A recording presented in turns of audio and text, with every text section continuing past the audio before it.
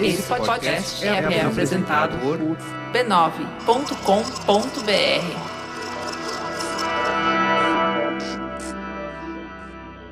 Era umas 9 da noite e eu tava na rua de bicicleta. Minha mãe começou a me ligar desesperada. Ela ficava perguntando qual tinha sido a última compra que eu tinha feito com o cartão dela. No susto, eu não conseguia lembrar, muito menos entender o que estava acontecendo, por que ela estava tão nervosa.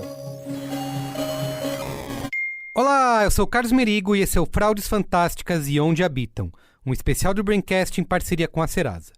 Nessa série de 3 episódios, vamos mergulhar no mundo dos golpes, um universo que está muito mais próximo do que a gente gosta de imaginar. Segundo dados do indicador Serasa Experian de janeiro a novembro de 2017, o Brasil registrou 1,8 milhão de tentativas de fraudes, ou seja, uma tentativa de fraude a cada 16 segundos, ou ainda, mais de 5 mil pessoas vítimas de fraude todos os dias. A cada compra no cartão de crédito, cada link suspeito, a cada vez que digitamos nossos dados na internet, podemos ser alvo de um golpe.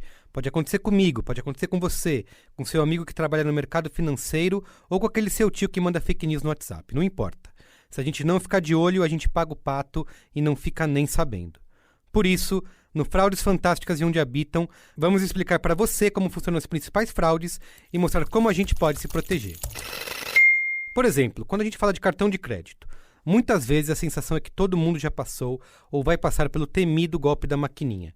Histórias como a do Iago, que abriu nosso episódio de hoje, provavelmente já aconteceu com você ou com alguém que você conhece. Eu tinha usado o cartão de crédito da minha mãe numa banca, uma compra de uns R$30. Eu lembro que eu comprei foi um fone.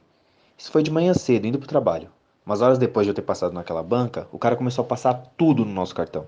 Netflix, TV por assinatura, olha, uma baderna. Quando a gente cai num golpe desse, a sensação é que a gente foi otário, que a gente foi burro, sabe? E quem dera fosse só nosso ego que ficasse ferido, né? Ainda tem todo o perrengue de resolver a situação. A Cláudia passou por isso na saída de uma festa na zona norte de São Paulo e quase caiu para trás quando descobriu a triste surpresa. Oi, meu nome é Cláudia. Infelizmente passei por isso. Clonagem de cartão. Só fui descobrir depois de alguns dias que minha conta estava negativa. Para resolver, tive que ir pessoalmente no banco, fazer uma reclamação, esperar por alguns dias, tanto levantamento para devolver o dinheiro e aguardar o novo cartão, fazer novas senhas. Nesse período, fiquei impossibilitada de pagar minhas próprias contas. Para entender melhor como funciona esse golpe de cartão e quais as táticas mais convencionais, eu conversei com Susan Pastega, diretora de riscos e compliance na Ibanks e especialista em fraudes e golpes do dia a dia.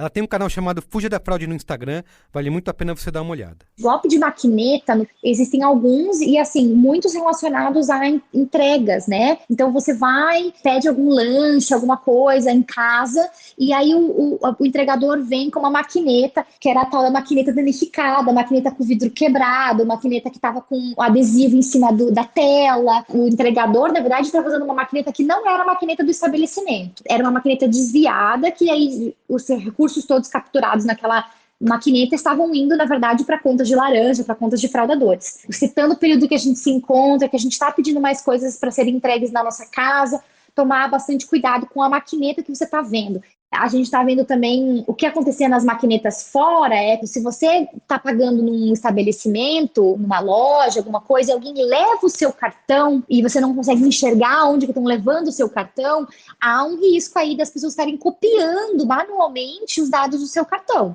E depois, com uma maquineta deturpada, com vidro quebrado, alguma coisa, você pode estar digitando a sua senha e a pessoa que está segurando a maquineta pode estar vendo qual a sua senha, pode estar memorizando a sua senha. As tentativas de fraude offline mais comuns são clonagem de cartão de crédito, boletos falsos de impostos, como, por exemplo, IPTU, abertura de crediários com dados fraudados, concessão de empréstimo, golpe de compra e venda de veículos. Nossa, tem um cenário bem vasto aí. Esse foi o Thiago Souza, gerente de antifraude da Serasa. Agora, se até os especialistas dizem que no fim das contas todo mundo pode acabar caindo em algum golpe, como é que a gente fica? A gente já não compra em qualquer lugar. Mas o que é qualquer lugar hoje, né? Todo mundo tem uma maquininha muito fácil. E até hoje eu não peguei cartão de crédito de novo. Se é impossível ficar 100% seguro na rua, por outro lado, dá para dificultar bastante a vida dos golpistas, como mostra a Susan. Não dá para colocar seu cartão e sua senha em maquinetas que você não consegue visualizar qual que é o valor. Então, minha dica é sempre, olha bem certinho que está na maquineta, tentar aí, ao máximo, usar os meios digitais para isso. Puxa, em vez de pagar na maquineta, por que não pagar antecipado, né? Por que não pagar no próprio aplicativo? Eu não deixo que leve meu cartão, eu peço para segurar a máquina, eu mesmo digito as coisas com a máquina na minha mão, com o visor virado para mim e cubro a minha senha, que é a melhor coisa da prevenção é educação. Nesse mundo digital, a tentação de baixar a guarda é constante, mas, para a gente ficar mais seguro, tem que ficar alerta. E, claro, espalhar a palavra e cuidar do que é nosso. O primeiro Fraudes Fantásticas e Onde Habitam fica por aqui. A gente volta a falar de fraudes daqui 2 semanas, sempre dentro do Braincast. E bora pro programa. Mas antes...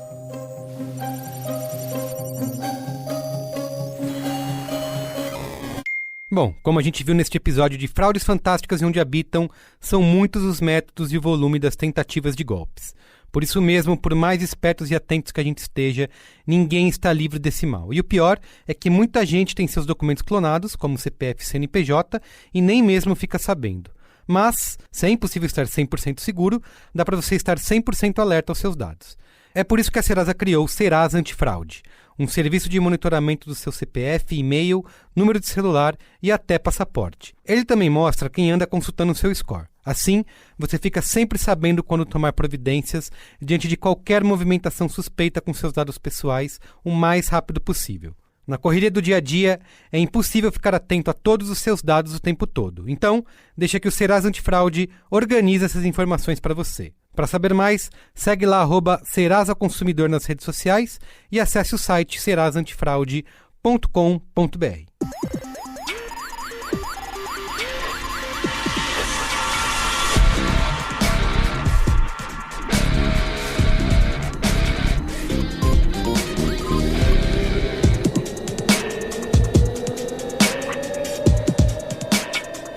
Eu sou Carlos Merigo, esse é o Braincast número 351. Estou aqui hoje com Bia Fiorotto. Olá, Braincasters! Ana Freitas. Olá, esta semana eu testei positivo para o doida vírus.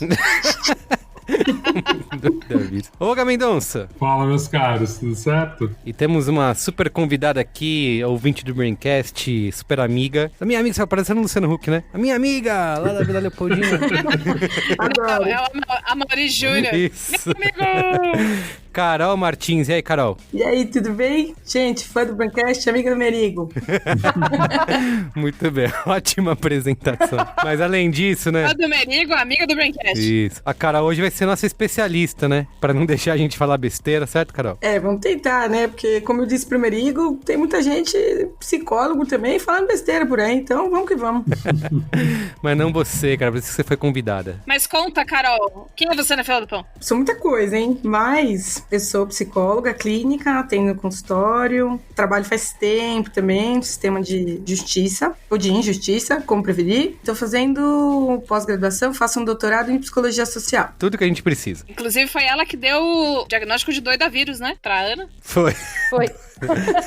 Doida vírus. Muito bem, ó, estamos reunidos aqui pelo seguinte, a gente tem aí, né, vivido essas últimas semanas que parecem meses, né? Eu tenho a impressão de que já passou muito mais tempo do que realmente passou. Esse tempo de isolamento social aí durante a pandemia do coronavírus. E uma coisa que a gente estava até discutindo outro dia no grupo do Braincast lá no Zap Zap, sobre se distrair, sobre relaxar, sobre espairecer nesse tempo, né? Muita gente falando que tá vendo séries, filmes, aprendendo idiomas, né?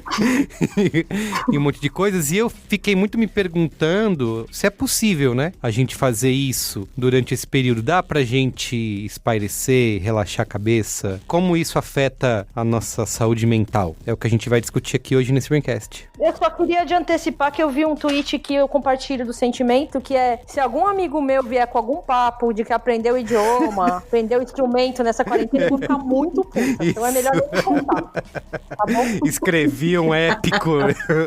Escrevi um livro.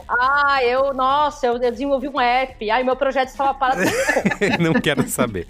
Muito bem, é isso aí. Mas antes, temos uma estreia, né, na Rede B9 de Podcasts, que é uma minissérie no feed do Mamilos, que é Era Uma Vez. Essa tá braba. E melhor do que a gente falar aqui, a gente vai tocar aí o trailerzinho do Era Uma Vez pra você ouvir. Mas já adianto que você pode acessar podcasts.b9.com.br ou mamilos.b9.com.br e ouvir, ou então no seu aplicativo preferido de podcasts. Então, se você já assina o feed do Mamilos, ele já tá no seu aparelho eletrônico de preferência? No seu aparelho eletrônico. Você viu? Ou, se você ainda não assina o feed do Mamilos, faz esse favor, paga o meu salário e assina todos os feeds da Rede B9, mas ouve o Era Uma Vez. Toca aí, dá o play. Era uma vez, em um reino menos distante do que a gente imagina, uma história mais comum do que a gente gostaria. Um lado aterrador desse confinamento é que aumentaram os casos de violência doméstica. Só no Paraná, o aumento foi de 20% e no Rio de Janeiro, 50%. Não é só na quarentena.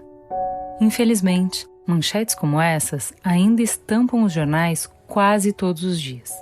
Mais de 500 mulheres são agredidas por hora no Brasil. Na luta para combater a violência contra a mulher, o Mamilos, com apoio da Natura, lança agora a minissérie Era Uma Vez.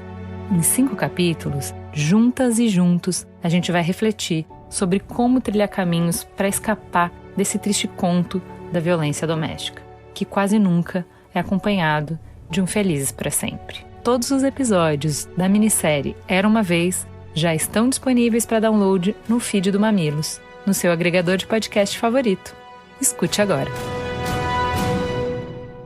E mais antes ainda, Bia Fiorotto, também a gente tem que lembrar do nosso grupo secreto, fechado, premium, né? Exatamente. Essa semana eles fizeram pauta junto com a gente. Conta, o que a Brinquesteria Gourmet fez pra participar desse programa? É o seguinte, a Brinquesteria Gourmet, ela é o nosso grupinho de pessoas que pagam por mês pra manter este lindo empreendimento sonoro no ar. Grupinho não, né, Bia? Essa egrégora maravilhosa. Egrégora, entendi. Mas enfim, este panteão de pessoas maravilhosas.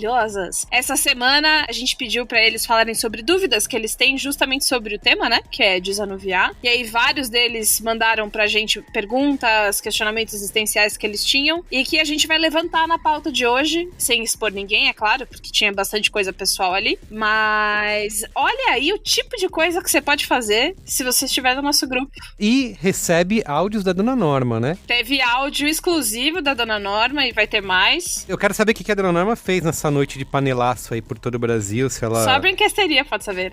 Isso, vamos esperar. E pra você fazer parte, você precisa assinar o Braincast lá em b9.com.br/assine, tá? Tem todas as instruções lá, você faz parte do nosso grupo. Show! Vamos então pra pauta?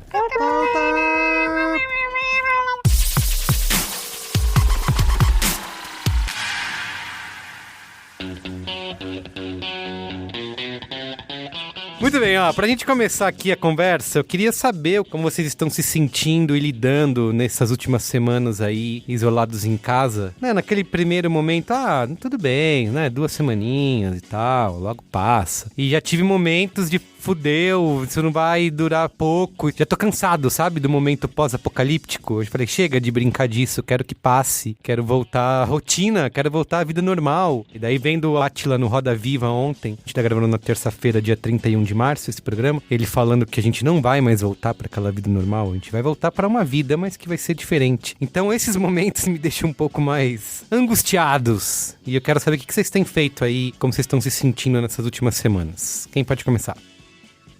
Vixe. Rolou um silêncio. Eu acho que isso resume. A resposta é essa. Essa é a resposta que a gente quer dar para a sua pergunta. Tô tentando ser educado. Eu falei, gente, eu nem vou começar, que se eu começar aqui... Mas eu vou começar. Porque eu já comecei, então eu vou começar. Então vai. Olha, eu acho que mais exaustivo pra mim tem sido os altos e baixos. Eu acho que eu tô lidando com isso um dia de cada vez. Só pra dar um pouquinho de contexto. Antes da quarentena, eu já tava em casa porque eu tava afastado do trabalho, pra cuidar da minha saúde mental. Você chegou a comentar, assim, acho que no programa retrasado. Comentou, eu ouvi. Comentei.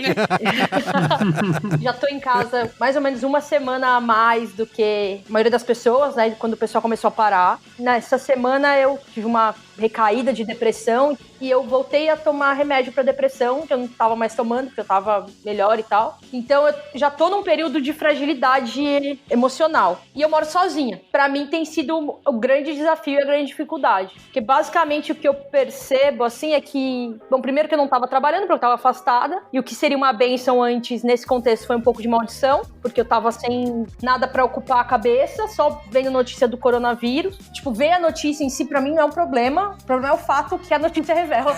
Porque uma das coisas que as pessoas falam, não fica consumindo as notícias, mas eu acho impossível. Pelo menos eu, pessoalmente, não consigo. Eu até no domingo agora, maratonei, assisti um monte de episódio, mas eu tô o tempo inteiro com aquele negócio na cabeça. As pessoas se cumprimentam, elas dão as mãos na série, no filme, eu fico, meu Deus, elas estão se cumprimentando, não pode mais. Então, acho impossível se relaxar. Fica por de série. E, cara, pra mim, eu fico muito mais ansiosa se eu não consumo notícia, na verdade. Total. Porque, tipo, as coisas estão acontecendo de qualquer maneira. O que me deixa ansiosa e deprimida não é a notícia, é o fato, é o que tá acontecendo. A notícia é só o mensageiro, né, sei lá. E aí, tem dias que eu consigo retomar a rotina, tem dias que eu fico mal pra caramba e não consigo. Teve alguns dias que eu decidi não ficar aqui e fui pro meu irmão, pra não ficar sozinha. A solidão em si não costuma ser um problema, pra mim, tanto. É um pouco, mas não tanto. Mas mais do que a solidão, é a solidão compulsória, né? É muito legal fazer até que você é obrigado a fazer, né? Exato. E aí eu fui pro meu irmão uns dias, comprei um videogame, então agora eu sou uma feliz proprietária de um PlayStation 4, um kit de realidade virtual. Parabéns. Tá sendo maravilha, assim, tá incrível. Você tá usando a realidade virtual, você tá vivendo outros... Eu estou fugindo da realidade, muito bem fugido, assim. Pouco, não o dia inteiro, porque, enfim, já voltei a trabalhar, isso tá me fazendo bem, mas o ponto é, eu acho muito difícil ficar sozinho, eu acho que tem muita gente passando por isso, e eu acho muito difícil esse negócio todo de, assim, a gente estalar o dedo e, de repente, a nossa vida mudou completamente e a gente simplesmente fala, mudou, agora o que eu vou fazer? Vou readaptar minha vida inteira, todos os meus hábitos, tudo que eu fazia pra esse contexto novo. Isso não tá rolando pra mim e vai demorar um tempo pra rolar. Isso que é muito interessante, porque não é pra você. A gente tá muito acostumado também a viver experiências muito individuais, então isso não será diferente, tipo, agora, né? As pessoas vão continuar achando também que estão vivendo isso individualmente e aí precisam se conectar pra ir ouvindo outras pessoas. Quando mora sozinho também é mais difícil. Agora, se for um negócio que eu achei tão bacana, de consumo de informação, essa pra mim é uma super questão, porque muitos lugares que você abre pra ler alguma coisa, em termos de conselho, né, de vida, de qualidade e tal, as pessoas dizendo, não consuma informação. E aí é isso, se você tem uma rotina onde você consome informação, não consumir informação não faz sentido. Como é que você vai balizando isso na vida pra dizer, não, até que ponto o consumo de informação é não importante pra mim, até que ponto hoje eu vou consumir mais ou menos porque hoje eu tô mais ou menos ansioso, mas aí pensando um pouco na rotina que as pessoas já tinham. Cara, nunca tive interesse em aprender idioma, não é agora, né? É diferente de tinha um curso de idioma que tava parado lá, eu tava muito afim de fazer e agora eu vou entrar porque eu tive um tempo. Mas essas receitas que as pessoas vão dando, né, eu acho que a gente tem que dar uma polemizada mesmo, porque às vezes elas criam mais ansiedade, né? Pra mim, essa questão da notícia, eu tava conversando também com algumas pessoas e eu tava me sentindo muito ET, porque pra todo mundo que eu falava que eu gostava de consumir notícia, que me dava uma calma, porque eu tinha uma sensação que eu tava um passo à frente, que eu tava meio prevendo o que ia acontecer. Eu fico vendo debate, live sobre isso, lendo texto na gringa e tal. Só que ao mesmo tempo, o que eu percebi só, que eu acho que é o lado negativo de você consumir muita notícia, é que realmente a minha cabeça ficava o tempo inteiro nesse molde de tipo assim, cara, por que eu tenho que pegar esse trabalho? Vai ter um monte de gente morrendo amanhã, gente. Para, besteira. Por que vocês estão marcando isso pra junho? Isso, não sabe nem. Nessa porra. E aí, eu tinha que, tipo, respirar fundo e falar, velho, não, o Johnny faz as capas, né, do Braincast, Johnny Brito, gênio, ele falou uma coisa que pra mim me pegou muito mesmo, assim, principalmente pra gente que tem um trabalho criativo. Cara, eu sei que tem uma parte que é subjetiva da criatividade, assim, eu trabalho muito em casa, então a primeira semana eu tava muito nessa pegada,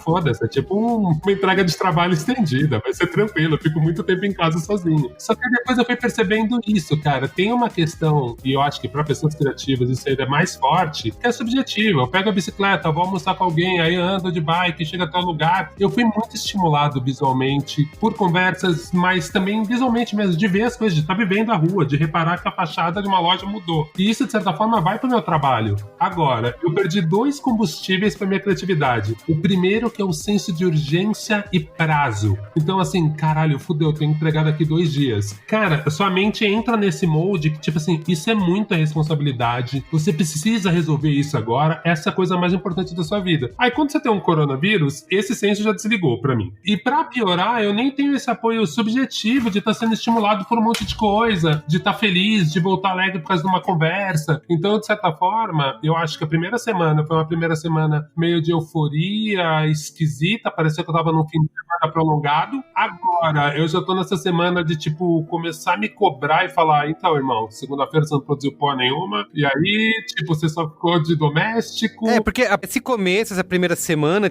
tudo era uma novidade, né? Por mais que seja uma coisa ruim, mas, não, tudo bem, vamos lá, a gente se adapta, né? A gente é capaz, são só um pouquinho de tempo, tem essa euforia, né? E depois, quando isso baixa, você, caralho, fudeu. Se essa vai ser a minha nova rotina, eu tenho que deixar ela legal. Só que aí, ao mesmo tempo, você olha para um lugar, e eu acho que talvez esse é o papel hoje desse episódio, é falar para as pessoas assim, gente, tem coisas legais. E talvez a gente junte várias dicas ou várias vivências desses pedacinhos de rotinas legais, e é isso que é foda, né? Porque ao mesmo tempo minha mente não entra nesse caminho de falar, então, no meu caso, como minha casa era meu trabalho, eu permitia não ter tanto hedonismo na minha casa porque eu tava trabalhando. E depois eu saía, então no final, sei lá, à noite, a dar um rolê, ou na hora do almoço mesmo. Agora tá meio foda que eu falo, cara, calma aí, eu tenho que me divertir em casa também. Tem que fazer tudo em casa. Tudo em casa.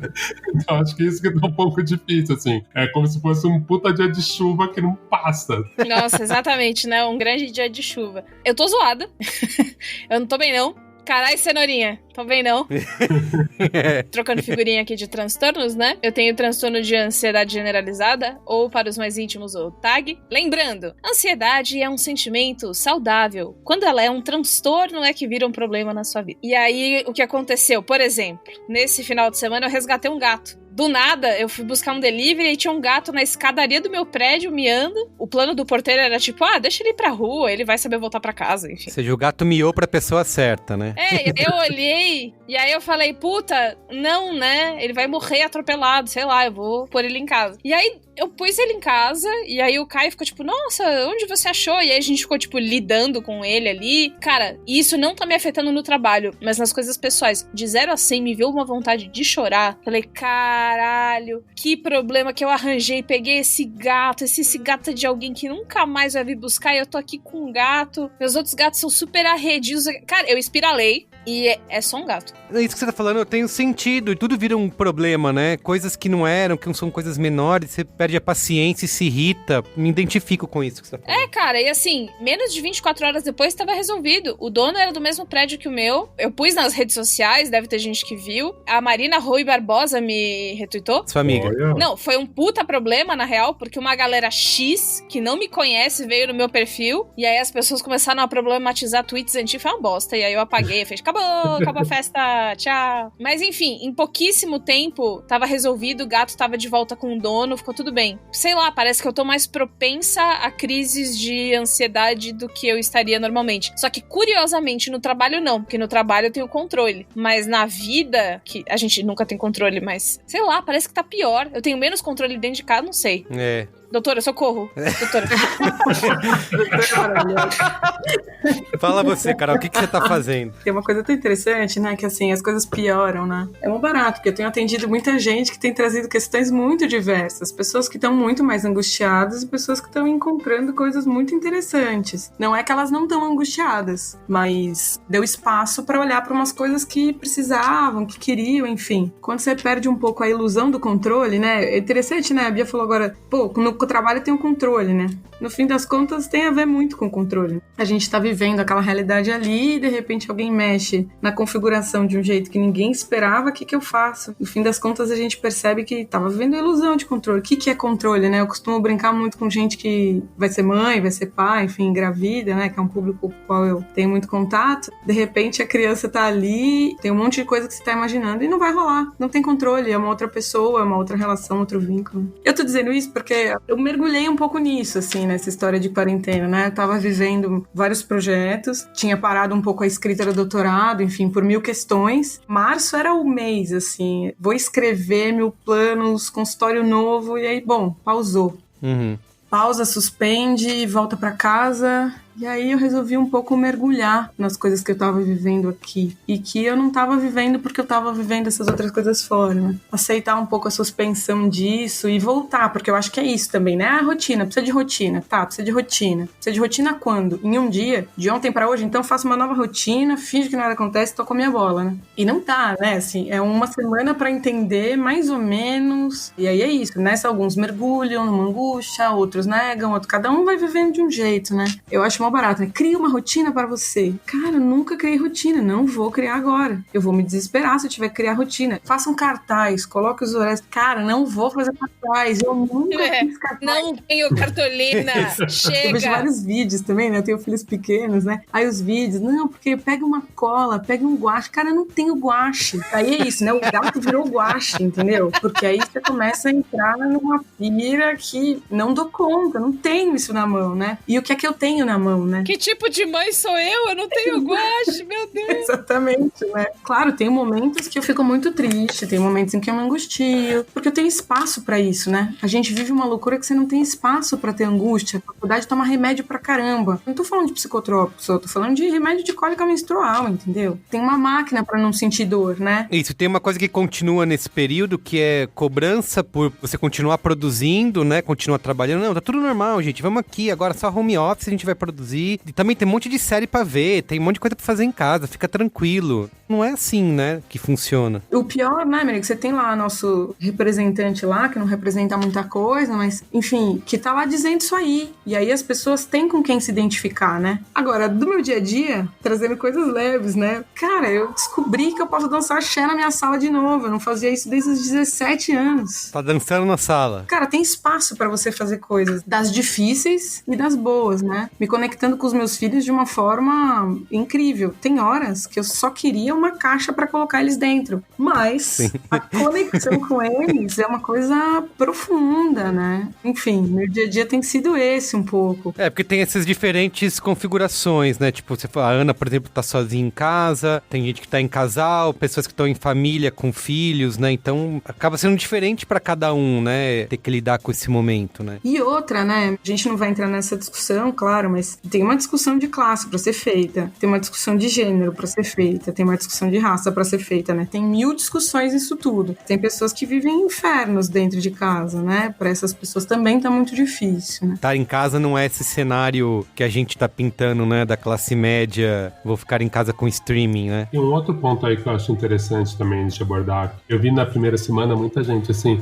home office, nossa, agora eles vão perceber que eu poderia trabalhar de casa vários dias. E aí eu vejo uma galera já sofrendo, já porque assim, todo mundo foi forçado a ter um home office, né? Então muita gente que, não conseguiu se preparar. E realmente, vira um inferno. Pra quem não estava acostumado, eu não consigo imaginar uma situação pior, né? Da pessoa ter que trabalhar sem estrutura, com esses prazos que ficaram malucos, porque antes a pessoa tinha uma rotina no escritório. Agora, parece que ninguém tem. Então eu tô sentindo um pouco esse relato de quem tá passando por isso, assim, né?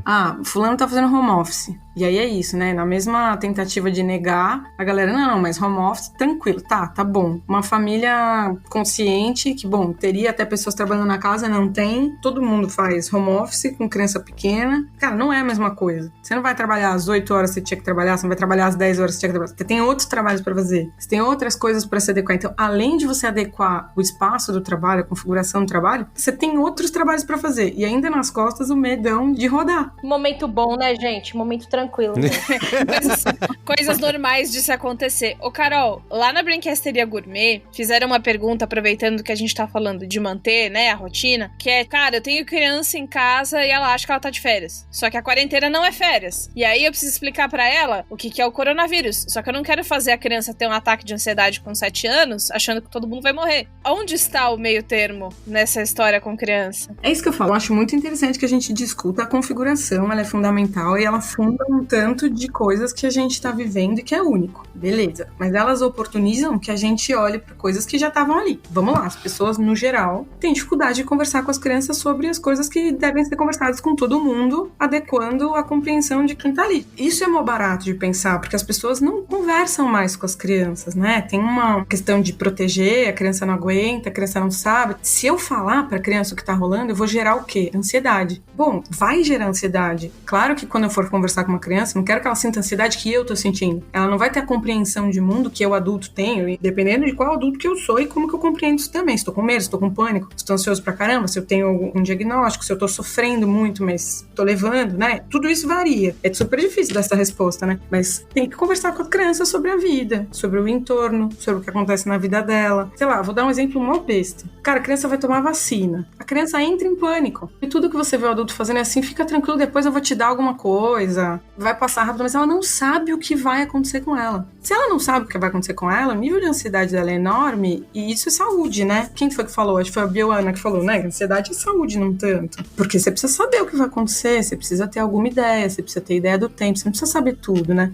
No fim, com as crianças também. Agora, é diferente de você deixar a criança assistir o noticiário contigo, chorar contigo. Isso, lá em casa a gente, sim, eles estão super cientes, né? Ficam até falando, fazendo brincadeira, zoando e tal. Até porque isso afetou diretamente a vida de um ponto de vista de não ter mais aula. Eles comemoraram, de férias, não tem aula e tal. Tem aquele áudio que as crianças gritando, ai, criançada, não tem mais aula! E as crianças, corona! Eles perceberam isso porque, assim, eles tinham uma viagem marcada junto com a escola, que é um lance que acontece, né? Que eles vão, tipo, um acampamento e esse negócio foi cancelado, então isso já tem um primeiro baque. Putz, eu tava super esperando, se fala nisso o ano inteiro e não vai ter mais. E a Nina, por exemplo, realizou que o aniversário dela tá chegando e a festinha que ela ia fazer com as amigas que tinha escolhido o tema, tudo não vai rolar mais. Então ela já falou, o corona acabou com o meu aniversário, sabe? Dentro desse cenário de brincadeira, eles acham que estão de férias, mas eles têm a noção de como isso tá afetando a vida e como coisas estão caindo, né, por conta disso. Mas é isso que a Carol falou, eles obviamente não ficam no Twitter, na rede social, vendo as novas notícias de hora em hora pra saber o que tá acontecendo, mas eles estão cientes. Mas isso que é barato, né, amigo? Porque no fim das contas, eles têm que saber o que tá rolando, porque não é férias. Isso. Mas essa é a diferença, né? Eu posso dizer, a vida tá em suspenso, a mamãe tem que trabalhar, vocês se viram na televisão, e tá tudo bem se virar na televisão, não é uma crítica, mas eu tô dizendo assim, né, as famílias fazem o que dá, mas precisa tá posto pra criança que, cara, tem alguma coisa muito estranha acontecendo mesmo, e vai passar. Eu lembro uma vez, por exemplo, meu filho tava às voltas com 1000 coisas, foi o Francisco isso. Quantos anos que eles têm? Um tem 7, o outro tem 5. E aí foi esse mais velho, mas ele era mais novo, ele perguntou assim pra mim, mamãe, você vai morrer? Nossa. Isso faz tempo, não era agora. Bom, as crianças estão às voltas com as questões dos enigmas da vida. Entendeu? É isso, eu tenho que dizer a verdade, mas eu disse, eu vou morrer. Mas vou morrer um dia, quando eu estiver bem velhinha. Puxa, cara, mas você mentiu. Claro que eu menti. Se eu contar pra ele, né, da iminência da morte, bom, questões filosóficas com ele não ia dar, não ia rolar. Mas eu preciso dar a certeza pra ele que não é agora. Então, como é que eu conto pra uma criança do coronavírus? Cara, é grave, acontece, mas olha, a gente tá bem. Puxa, cara, mas talvez você esteja mentindo. Sim, mas eu tô contando pra ele do que tá acontecendo do jeito que dá pra aguentar. Enfim, as pessoas também vão fazendo escolhas, né? Tô emprestando uma forma de pensar. O que importa é poder conversar, né? Cada família tem sua forma, né? Eu tenho uma história pessoal disso. Tenho 41. Eu cresci durante a Guerra Fria. Quê? Você tem 41 anos? Também fiquei chocada, mas eu agi discretamente. Você tem... Não, é assim, primeiro seu nome é Douglas, depois você tem 41 anos. Olga, eu não sei mais quem você é, sinceramente, pode continuar. Desculpa, gente, eu sou russo. Cresci na Guerra Fria, que mais? Eu lutei, né? Nasci na Guerra Fria e eu sou russo. E pra mim era muito louco, porque assim, eu comecei a ler muito cedo. Eu tenho um irmão mais velho, Renato, então meu irmão era viciado em quadrinhos, eu lia quadrinhos e gostava de ler muito. E aí eu comecei a entender sobre a Guerra Fria, mas ninguém tinha paciência pra me explicar. Então assim, eu era uma criança completamente atormentada com a questão da Guerra Fria. Eu sabia pra qual ilha do Pacífico fugir se tivesse uma guerra nuclear. Eram umas preocupações bizarras pra uma criança. Aí as pessoas, pra piorar, elas achavam muito bonitinho eu gostar de guerra. E não era que eu gostava, eu tinha medo. E realmente, depois de um tempo, virou uma curiosidade. Mas assim, coisas absurdas. Eu li Papillon quando eu tinha 12 anos. E as pessoas achavam bonito eu ler um livro de mais de 200 páginas, tão pequeno. Hoje, olhando em retrospecto, eu falo assim, gente, como os adultos responsáveis deixavam fazer isso? Porque eu lembro que anos 80, os pais dirigiam fumando, davam Coca-Cola na mamadeira. Lá ninguém se importava com criança nessa época. Tá vendo? Agora na quarentena, o Olga não tem nem o que ler mais. Agora eu tô lendo o Xisto, Menino de Dedo Verde. O cara começa a regredir, né? Semana que vem o Olga vai aprender as formas e as cores. Olha que legal. Eu tô recortando aqui com tesoura, Bia. Tô adorando. Guache. Pior que eu tenho, gente. Mas eu acho que é isso mesmo. Eu acho que se você adequar a linguajar, cara, super funciona. Depois de ver aquela série dos livros da Boitempo, cara, explicando capitalismo, explicando coisas bem difíceis pra criança. O que é a ditadura? É isso, o que é a ditadura, cara. Você fala, cara, tudo dá pra explicar, gente. É só adequar a linguagem mesmo, né? E quando você tem que explicar pra gente mais velha? Isso, tipo nós. A metade das velhas que eu vejo na rua, Bia, é disso que você tá falando?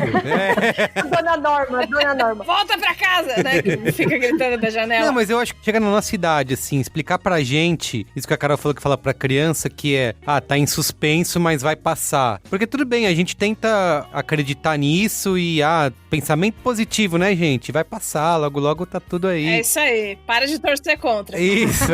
O exercício que eu tenho feito, que tem funcionado pra mim, tipo, a gente fala muito disso, enfim, tem podcast na Rede B9 sobre isso. O que eu tenho feito pra lidar com a ansiedade e com essa sensação de não sei, são tipo, não é nem um exercício, é tipo, quando começa a vir um fluxo de pensamento, tô compartilhando com vocês uma coisa bastante íntima, mas eu falo, tipo, eu tô aqui, e eu sinto o meu corpo, e eu tento fazer um exercício de mindfulness. Não é nem meditação, porque não é que eu desligo, não é que eu me foco, eu posso estar sentada, eu posso estar cozinhando, mas quando vem uma pira na cabeça, esse negócio de, quando isso vai acabar, e quando eu vou poder ver meus amigos, e eu tô aqui, deixa eu sentir meu corpo, eu tô aqui, eu tô agora, aqui, agora tá tudo bem, eu tô na minha casa, eu tô saudável, eu tô viva, eu tô bem. Eu deixo isso tomar minha mente. E aí eu esqueço do que eu tava pensando. E aí quando volta na minha cabeça eu faço a mesma coisa de novo. O que eu tenho feito, eu tenho procurado muito a ajuda das pessoas próximas, enfim, mas tá todo mundo nesse momento passando por angústia, em maior ou menor grau, lidando de maneiras diferentes, então nem sempre, mesmo à distância, as pessoas estão disponíveis pra ajudar ou pra falar as melhores coisas.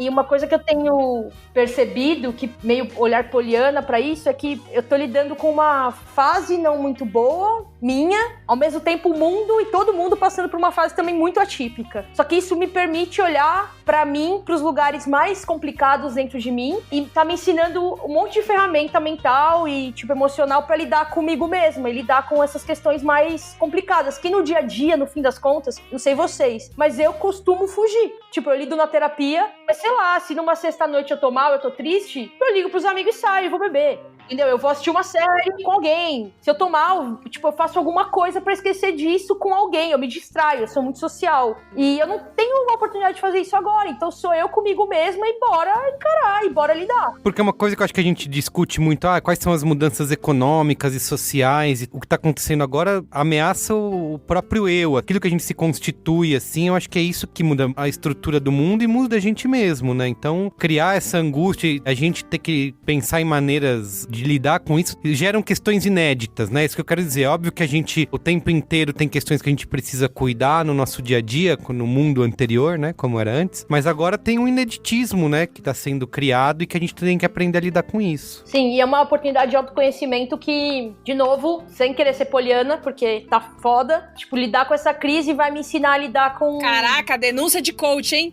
Puta que pariu. Denúncia! Vai falar do ideograma chinês. Vai falar. A impermanência das coisas, né? Nossa, eu não acredito. A gente perdeu a Ana. Zoando, mas Tchau, a Ana tá nossa. dizendo um negócio muito precioso. Um minuto de silêncio. Então, é foda, porque se não for assim, não é, né? Não tá sendo. Eu fico pensando tanto nessa coisa, você vê, quando a gente vai falar de um negócio positivo, você tem que pedir desculpa, né? Do tipo assim, olha, talvez esteja sendo poliana e tal. Por que que não pode ter... Desculpa que eu pedi desculpa por ser poliana. Mas na real, todo mundo, né? É porque a gente tá nesse lugar onde vão pros polos, né? É caos, é pandemia. É caos e é pandemia. Não tem nada de bom.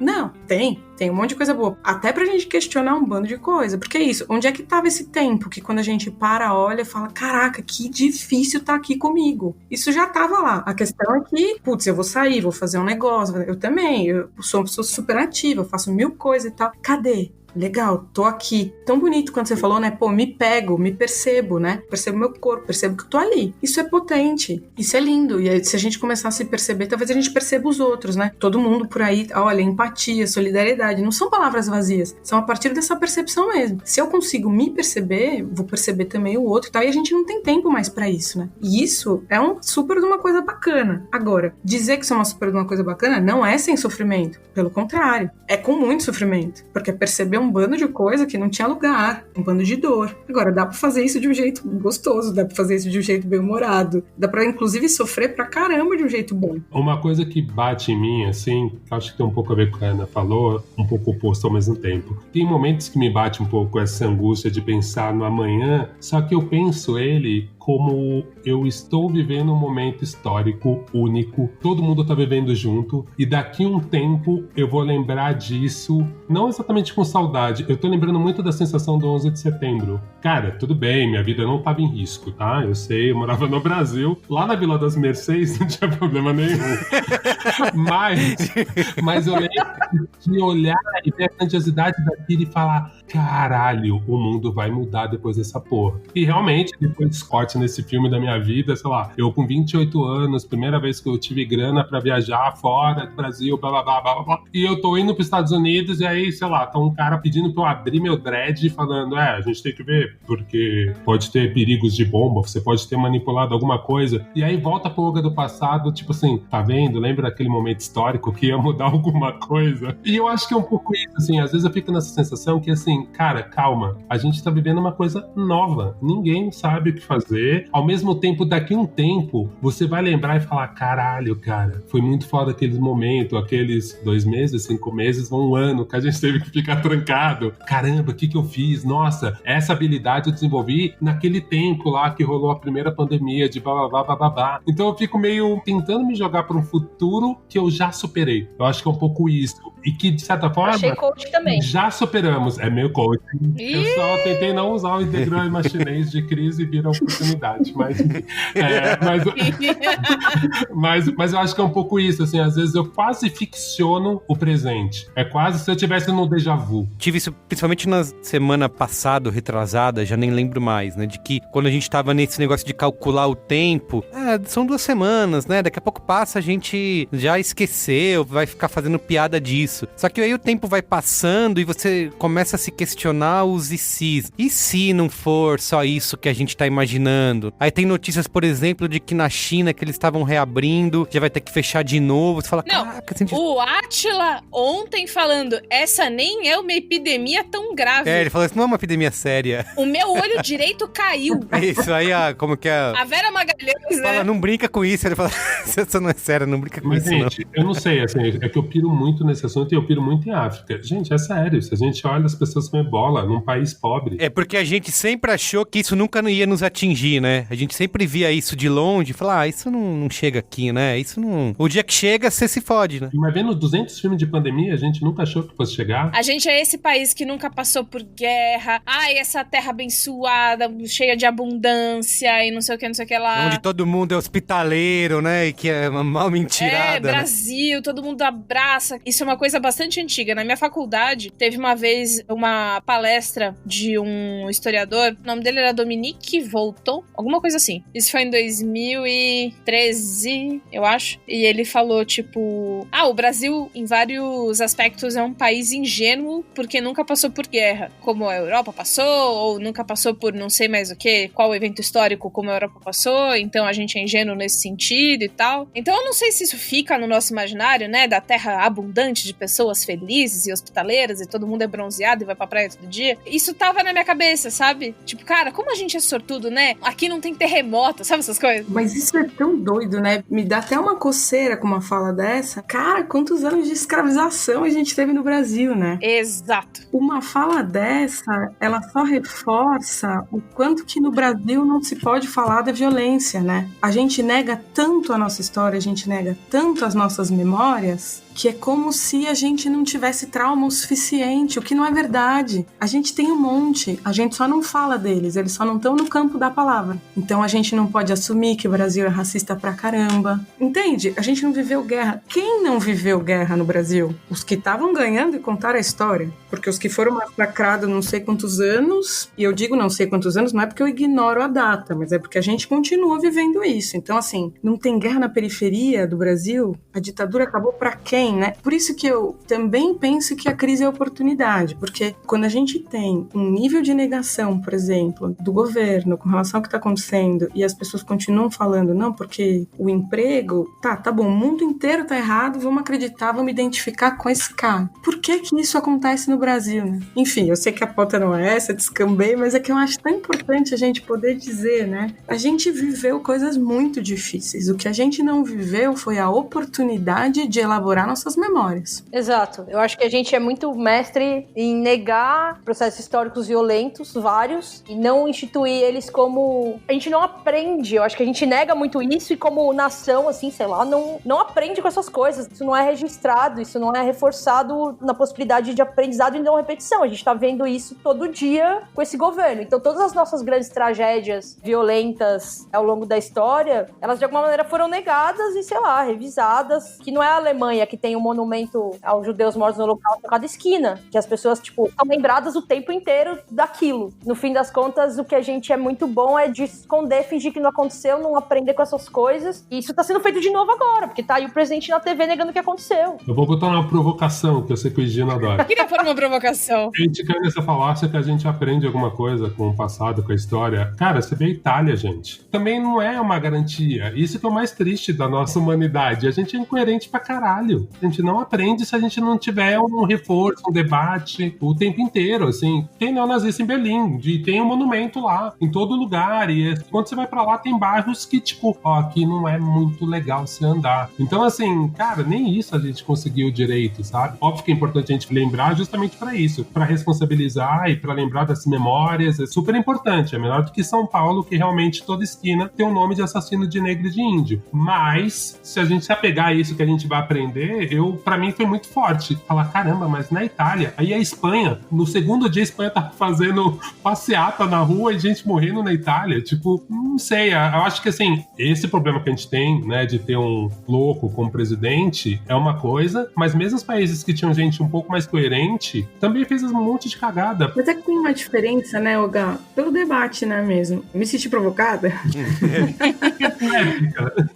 Se for pensar, inclusive, né, qual é a potência da psicanálise, porque as pessoas estudam isso, enfim, tem mil narrativas, né, por trás desse argumento também. Mas veja, faz muita diferença onde a palavra pode circular. Onde a palavra pode circular, as coisas podem se movimentar. Onde as palavras não podem, as coisas ficam truncadas, é mais difícil, né? Então, se todo mundo estiver ciente, acabou. Nunca vai ser, né? Humanidade é conflito. Agora, se essa palavra pode circular, se a gente pode ter memoriais, essas coisas estão em debate, isso muda tudo, né? Isso não muda o fim, mas muda o processo, né? Justamente, eu acho que o importante é ter a discussão. Eu só acho que é complicado as pessoas acharem que é uma coisa muito dada, que assim, não, você já viveu, você não vai repetir. Não, a gente repete erro diariamente. A gente tá fazendo um programa sobre isso, né?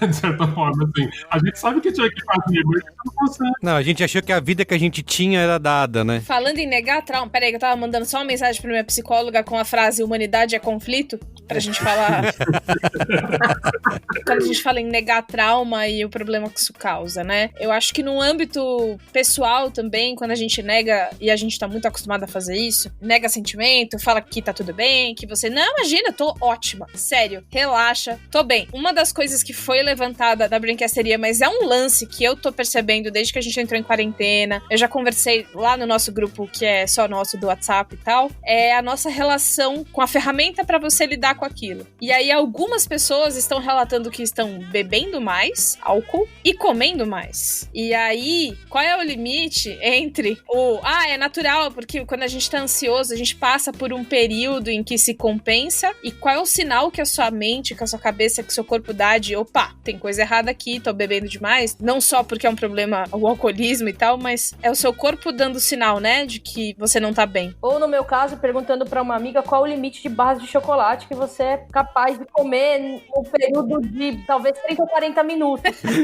Eu não nego nem confirmo. Vamos descobrir quanto que meu corpo aguenta. As perguntas sempre sem muitas respostas, né? Só a gente pode refletir um tanto. As pessoas vão estar diferentes, né? Qual é o limite entre preciso ou não preciso procurar ajuda, né? Tem um texto que eu li esses dias, que eu ia até falar depois, do Christian Dunker. É um texto, assim, para a linguagem do Christian, que foi meu professor, ele é até simples, mas às vezes é meio difícil de entender. Mas ele vai dizendo, cara, primeiro você vai atrás dos seus recursos de vida, de vínculo, né? Que é o que a gente deveria fazer na vida, né? Vamos atrás das pessoas que a gente gosta, que a gente confia, vamos conversar, vamos ver, vamos perceber, vamos se perceber, né? Agora, começou a ficar muito fora daquilo que é da tua rotina, talvez seja bom procurar ajuda, né? É muito difícil de entrar no genérico, né? Estou bebendo muito. Bom, mas como é que é a relação dessa pessoa com a bebida? Bebida é uma questão de saúde pública no Brasil há muito tempo. As pessoas consomem muito álcool. O que é beber muito? Não sei.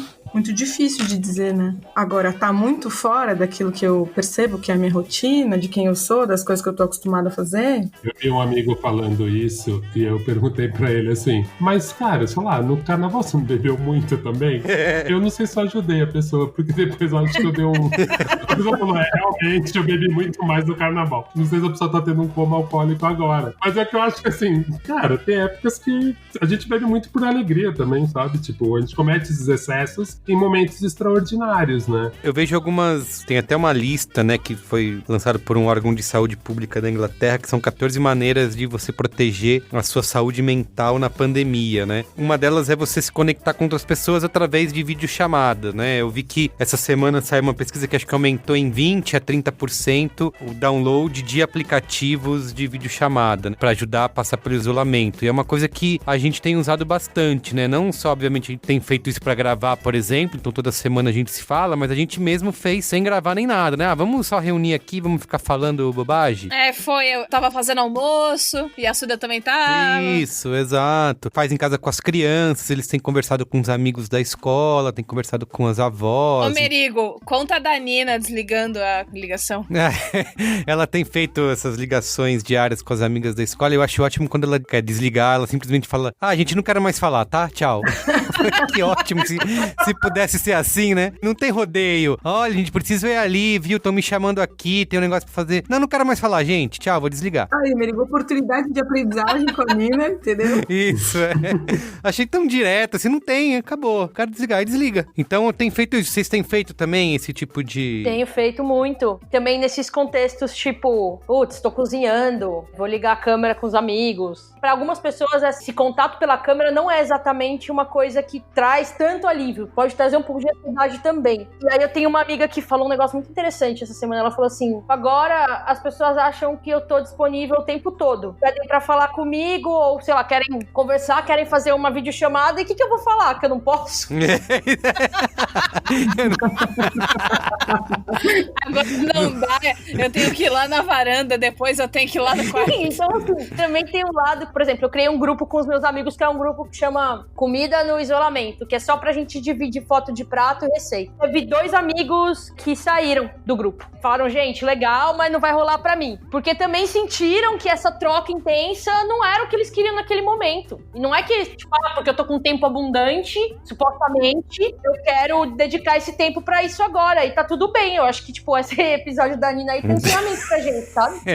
Porque eu falei, ele vai querer ficar falando um tempão com as amigas, né? Faz tempo que não vê e tal, não tá... Não, durou, sei lá. Mas nesse que é o barato dessas regras todas, né? Tu tem que fazer vídeo. Cara, eu faço com algumas pessoas e acho mal barato, assim. Tanto por mim, quanto também pra minha mãe. Minha mãe, eu cuido dela quando eu ligo pra ela. Eu amo falar com ela e sei que pra ela é fundamental. Mas é isso, não é uma regra, né? Não é pra estar disponível toda hora. Tem hora que você não tá afim, né? Se vai virando cartilha, vai sendo um saco, né? Exato. todo dia eu vou fazer uma videochamada, eu vou fazer yoga. Você acaba piorando as coisas, tipo, né? todo dia da minha quarentena tem que ser um evento. Não, a vida não tem evento todo dia. É isso. Não é isso, Merigo? Você é craque, não é? No quê que eu sou craque? Em vida evento, né? Você adora. Ah, sim, nossa, sempre fiz. Não, mas é engraçado, né? Porque eu mesmo zoei isso na época, falei, isolamento social, é só eu todo carnaval. Só que é muito legal quando você faz isso porque você tem essa escolha, né? Puta, não tô afim de fazer nada esse fim de semana, quero só ficar em casa. Mas quando você é obrigado a isso e você tem uma perspectiva de que isso não vai mudar a curto prazo, já não é mais tão legal, né? Eu ainda tô na fase de achar legal os hangouts. Pra mim foi interessante porque eu ativei principalmente amigos que moram longe, que eu já falava por hangout, mas falava menos, eu tô conseguindo falar mais. Mas o que eu acho mais interessante agora é abrir essa possibilidade de ferramenta pros amigos mais velhos, pros parentes mais velhos. Isso eu tô achando muito legal, assim. Gente que antes era muito resistente a fazer um hangout e agora tá fazendo. Pelo menos ter essa possibilidade. Eu acho que talvez, quando a gente voltar à vida normal, contrariando o Átila, talvez isso seja uma coisa pro nosso repertório mesmo. Em vários momentos da vida, eu ficava frustrado de falar, gente, por que a gente não faz uma chamada de vídeo, caralho? Essa pessoa tá escrevendo 500 e-mails, coisas de trabalho e coisas pessoais também. Pô, mas eu poderia estar presente aí, faz uma chamada de vídeo. Pô, por que vocês não fizeram isso? De certa forma, o positivo é que eu acho que essa ferramenta agora, ela não é mais só para os super jovens, sabe? Ela é meio pra todo mundo, assim. Cara, eu acho isso super bonito também. Isso é uma coisa que eu tenho pensado muito, assim, como o uso da tecnologia, ele vai ser ressignificado, né? Por várias pessoas que não usavam, pelas pessoas que usavam e vão usar de outras formas, enfim, né? Por exemplo, pra quem usa muito, como é que eu dou limite, né? Como é que eu faço igual a Nina? E outras pessoas também vão valorizar, talvez, né? Depende de cada um, não gosto nunca de generalizar, mas valorizar o que também é afeto físico, né? Porque na privação disso, as pessoas também vão repensar sobre isso, né? Esses dias eu encontrei uma amiga minha, gente, eu só fui até o mercado. E quando ela me viu, ela me deu um abraço que me desconcertou. E ela me deu um abraço de resistência. Tipo, cara, a gente também precisa disso, ela me disse. E eu falei... Uau, você lavou a mão? Você tomou banho, lavou a mão, saiu de casa? Mas foi tão bonito, porque você fala, nossa, esse risco me fez um bem. Foi maravilhoso. Então a gente também vai repensar isso, né? Nossa, você falou disso, Carol. Eu lembrei que eu tava mais umas 2 semanas, ainda a gente não tava completamente fechado, e eu saí pra correr no Minhocão. Me julgo.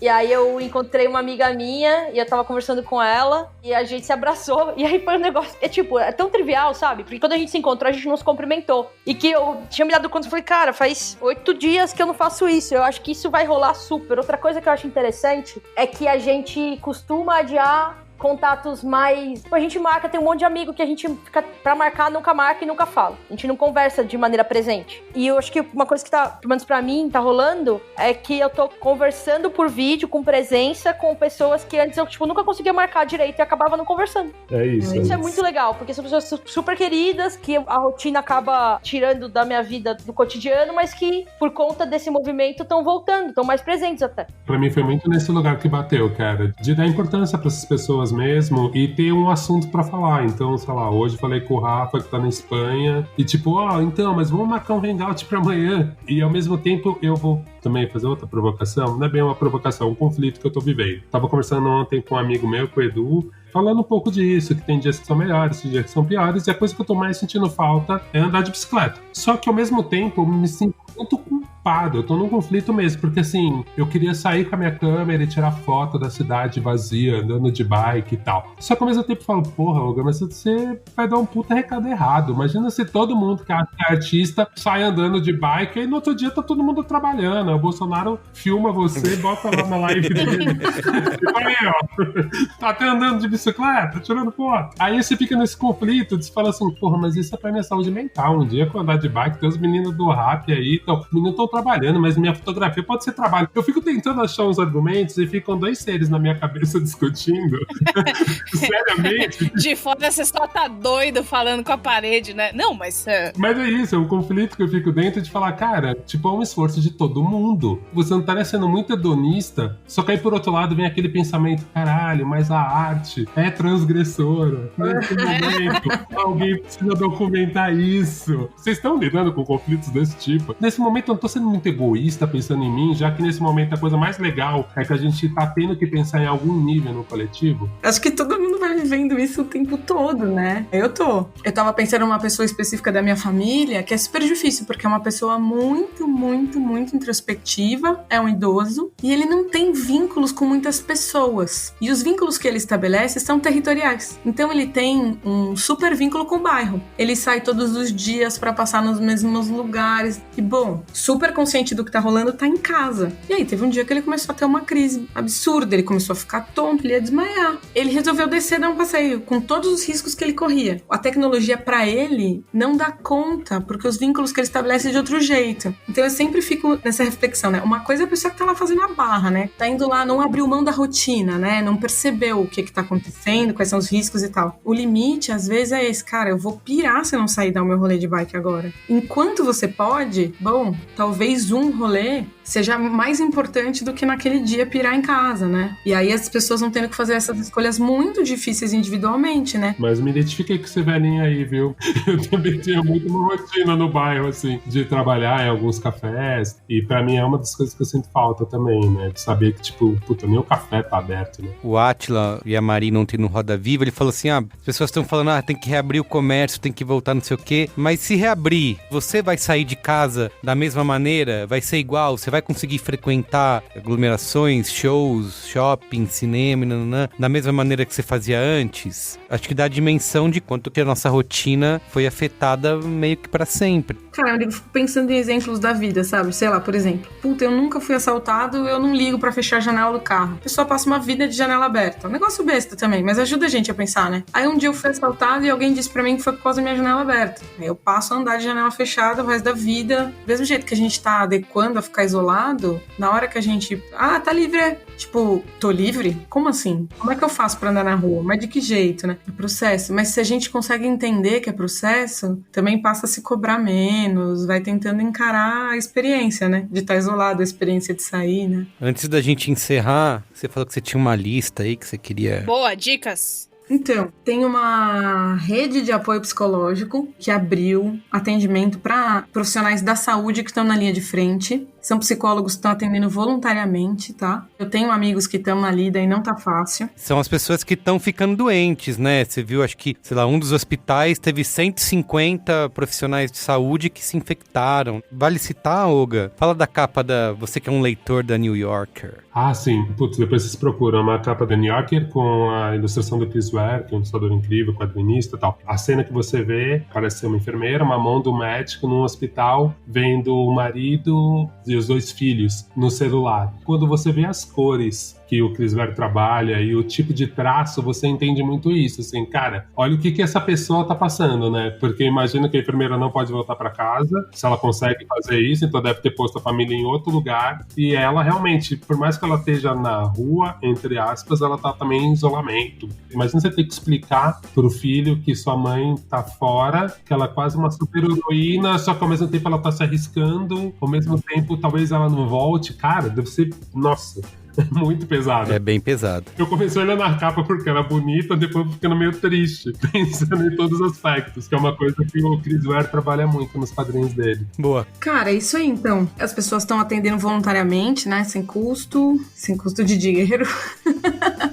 É só entrar no www.rededeapoiopsicológico.org.br. Esse é para profissionais, né? Tem também um espaço. É para qualquer pessoa que durante a quarentena queira bater um papo. Não é com fim de terapia em si, mas são psicólogos e psicanalistas que estão abrindo um espaço de escuta. Eles chamaram isso de experiência de escuta durante a quarentena. São 30 minutos gratuito para uma videochamada individual, para quem queira conversar. E aí dá para agendar pelo Relações Simplificadas, tudo junto.com.br/escuta. E hoje eu vi também na página de uma amiga, que é psicanalista, que é um grupo de terapeutas que está oferecendo escuta e acolhimento por telefone só a pessoas com mais de 60 anos. Se chama Projeto Escuta 60+. E aí tem um número de telefone. É 3280-8537. De São Paulo, né? DDD 11? Acho que sim. Ele precisava confirmar, mas acho que sim. E tem atendimento todo dia. Só não tem no sábado, mas tem até domingo. No geral, os horários são a partir das 9. Mas aí dá pra ligar lá. Esse é só pra pessoas com mais de 60. 3280-8537. Sim, que incrível, porque acho que uma das coisas que a gente sempre precisa, né, mas agora num momento como esse ainda mais, é de falar, né, é de poder justamente contar, né, o que tá sentindo, essas angústias, o que tá pensando em relação ao futuro. Tem muita gente que tá em casa isolado com família e tem essa oportunidade de ainda conversar junto, né, fazer as refeições juntos e tal, e dividir esse momento. Por outro lado, também, para muita gente isso é pesado, né, e você ter, acho que com quem falar isso e conversar, acho que é fundamental nessa hora, né. Eu não vou falar dos lugares todos, mas tem um texto do Christian Dunker que tá no blog do Dunker, que chama Tá Puxado, mas dá para receber atendimento psicológico online, que ele publicou dia 27. E lá ele também abriu uma lista que tem vários serviços e tal que estão ofertando atendimento, né? E para quem quiser também, no site do Conselho Federal de Psicologia, também dá para você achar um cadastro de profissionais que tem inscrição de atendimento online e tal. Isso agora tá aberto para vários profissionais, mas existe um cadastro também se as pessoas quiserem ter acesso. Alguém quer falar mais alguma coisa antes da gente ir pro Qual é a Boa? Tem uma coisa que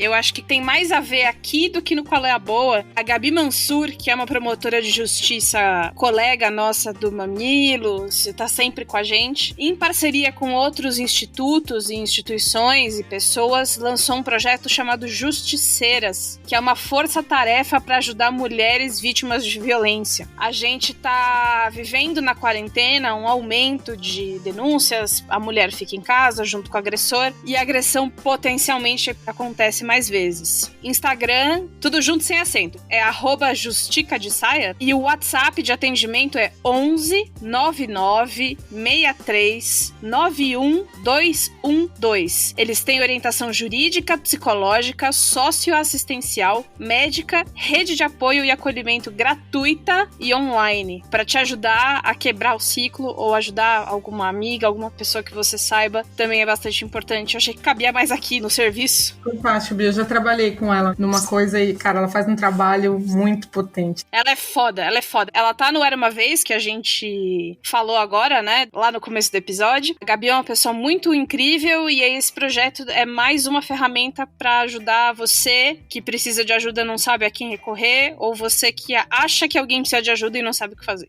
Muito bem. É isso? Acho que é isso. Vamos pro Qual é a Boa? Qual é a boa?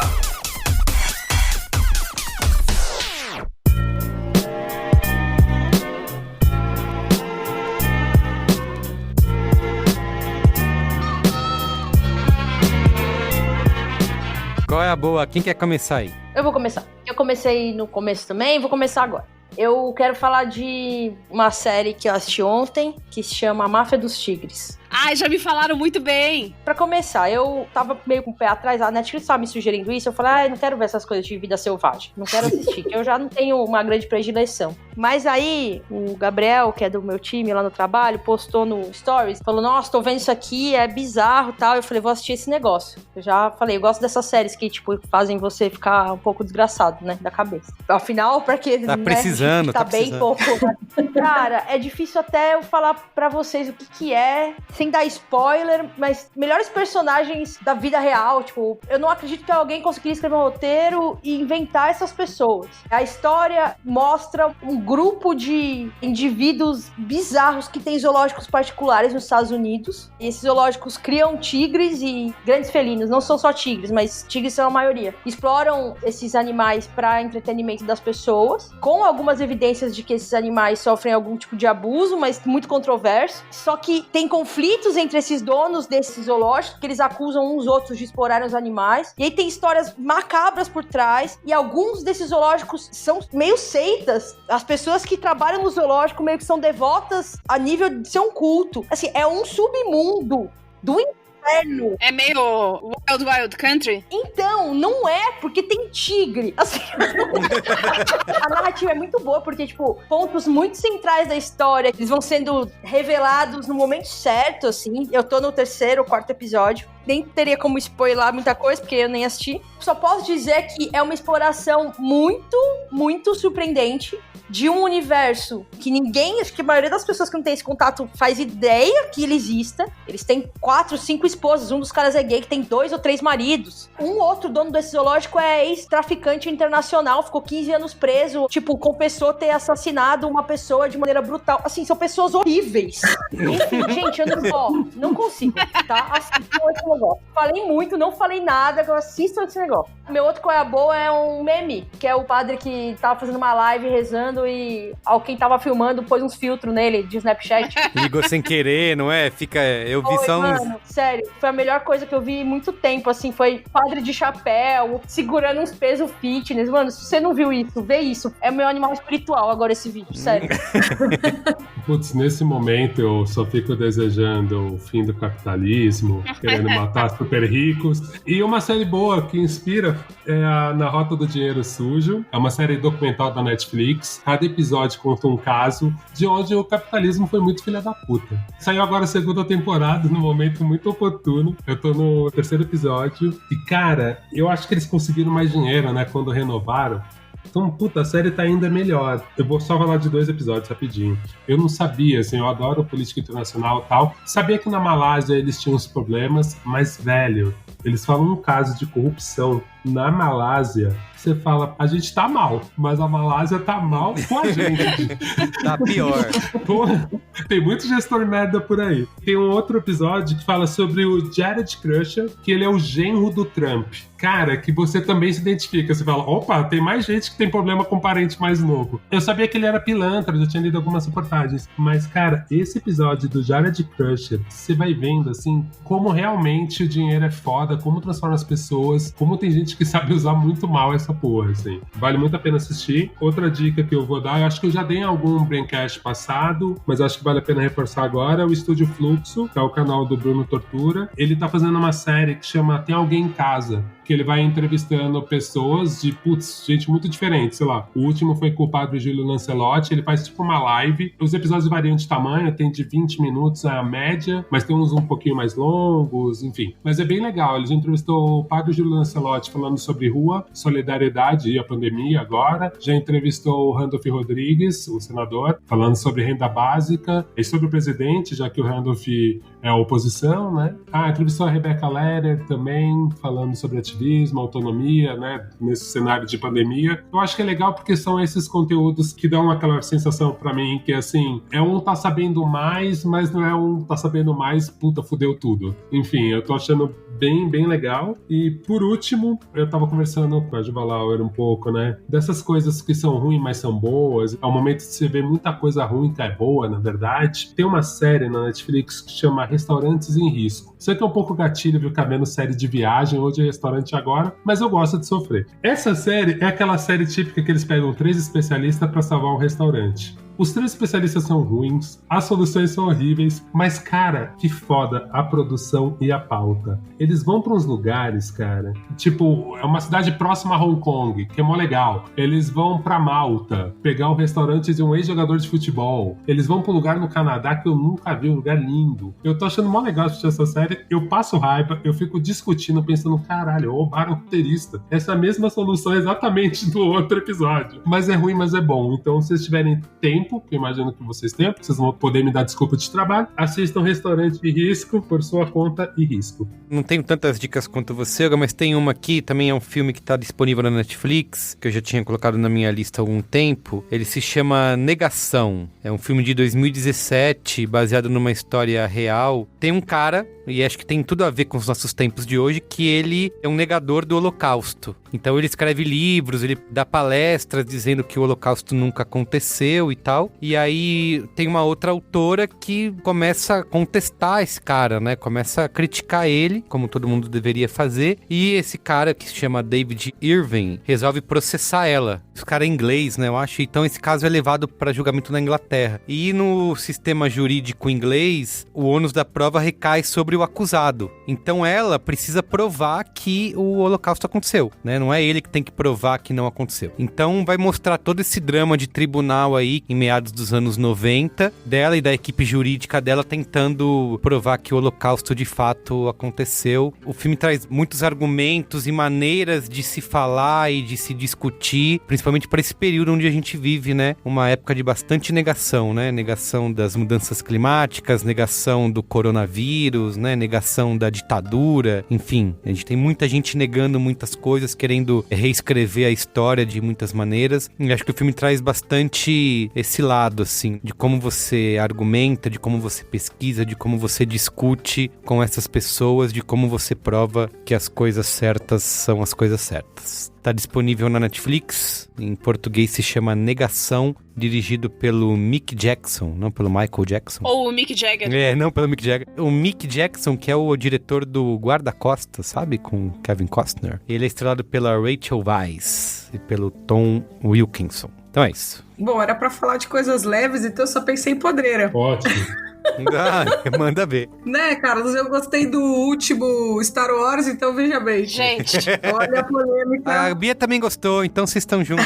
Eu amei. Aplaudo as críticas, mas me diverti muito. Então eu sou essa pessoa, eu gosto de me divertir assistindo coisas. E eu fico pensando nisso, né? É tudo tão pesado, já tem tanta coisa. Eu sou a pessoa que eu preciso de desligar. Atender por Skype, cara, me cansa muito. Me cansa mais do que no consultório. Exige mais do meu corpo, da minha atenção e tal. Então, cara, quando eu vou relaxar, eu realmente pego uma podreira. Então, a minha dica de podreira é O Último Guardião, do Netflix. Eu adoro assistir séries que falam outras línguas que não é inglês, e essa se passa em Istambul. Já gostei.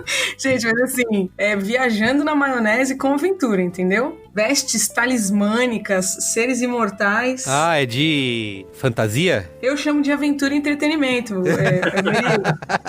Cada um chama do jeito que quer. Eu juro, gente, eu me divirto muito com essa série. Tem 3 temporadas pra quem quiser se aventurar. Outra série que eu me diverti muito também, e eu pensei nessas 2 séries porque, de fato, assim, me entreteve muito. Você viaja, você sai fora um pouco, né? Eu brinquei com a fantasia, mas, cara, é isso. Fantasia, sai um pouco desse mundo. Eu acho maravilhoso. A outra que eu pensei que já faz um tempinho já, mas é Perdidos no Espaço. Me transporta, eu vou embora um pouco daqui, que eu acho que foi o que eu pensei. E teve a 2ª temporada recentemente, né? Teve, mais ou menos recente. Eu me diverti muito com ela. Você assistiu? Eu não, minha mãe adora e assistiu com as crianças. Olha aí, tamo junto. Mas eu não vi, ela vive me recomendando, falando pra ver. Ela mostrou o primeiro episódio pro Benjamin e ele pirou. Cara, eu achei muito divertido. Pensei num livro, puxa, mas eu não tenho em casa, mas dá pra pedir pela internet. Pedi um esses dias. Um livro muito bonito, pra quem não tá muito afim de entrar em lugares mais recolhidos, porque é um livro de recolhimento, é um livro de beleza, que é um livro do Walter Ugumãe, chamado A Desumanização. Foi um dos livros mais lindos que eu li o ano passado, e aí ele se passa na Islândia também, né, desses lugares onde as pessoas também se recolhem e tal, e aí eu pensei nele, que foi um livro muito, muito bonito mesmo. Ele tem uma escrita que te propõe poesia, beleza, é uma introspecção cheia de sentido, assim. Achei lindo, pra não ficar só com a podreira. Equilíbrio, né? Equilíbrio. Uma droga, uma salada, muito bem. Olha aí.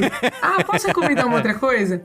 Vai lá. Eu sigo no Instagram a página Alexandrismos. Vocês conhecem? Sim. Não sei, vocês gostam, né? Mas eu amo de paixão algumas reflexões que ela traz, e ela tem trazido umas reflexões sobre a questão da gordofobia agora na quarentena. Eu achei legal esse vídeo. E eu acho que vale muito a pena dar uma olhada, que ela vai dizendo, né, de tantas piadas que as pessoas vão fazendo com engordar na quarentena e tal. Eu achei uma crítica bem importante. Eu adoro a vibe dela, então fica aí essa dica também. Finaliza aí, Bia Fiorotto. Minha dica é um canal no YouTube que eu fiz todo mundo assistir hoje. Faz muito tempo já que eu sigo o @horaporra no Twitter, tipo anos. E aí, recentemente, eles lançam um canal pra fazer análise. E assim, eu sei, a frase análise de cultura pop já faz você querer dar uma pulada na janela, que ninguém aguenta mais. Mas eu juro que é diferente. O que ele faz, na real, é da perspectiva dele. O Thiago é um homem gay e o Thiago é um homem negro. E não é do Sudeste, né, Mel? Então ele não vai falar. E tem só 19 anos, não é? Quê? Aparece lá, 19 anos. Deve ser brincadeira, né? É piada. piada. Não é piada, eu conheço ele pessoalmente, não é? Não. Olha o Merigo caindo, não. Caramba. Olha o Merigo tiozão. Não, é que aí ele botou uma fichinha com o nome dele real, 19 anos, eu falei, pô...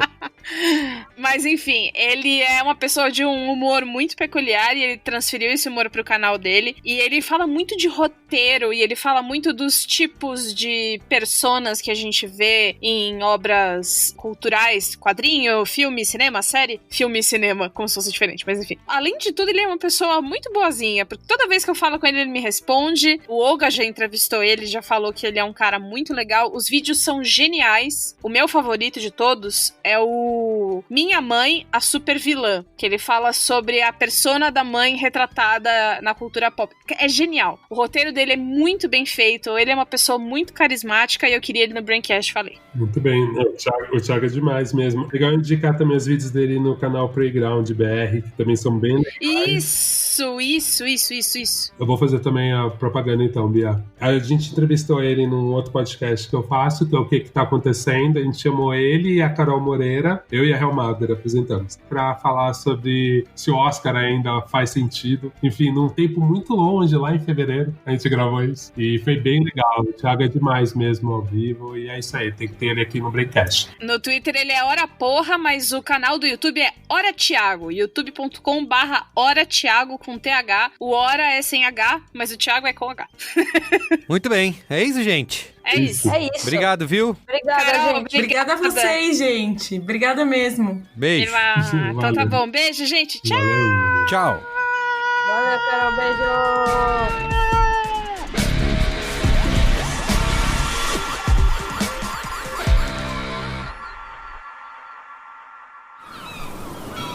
Este podcast foi editado pela Maremoto.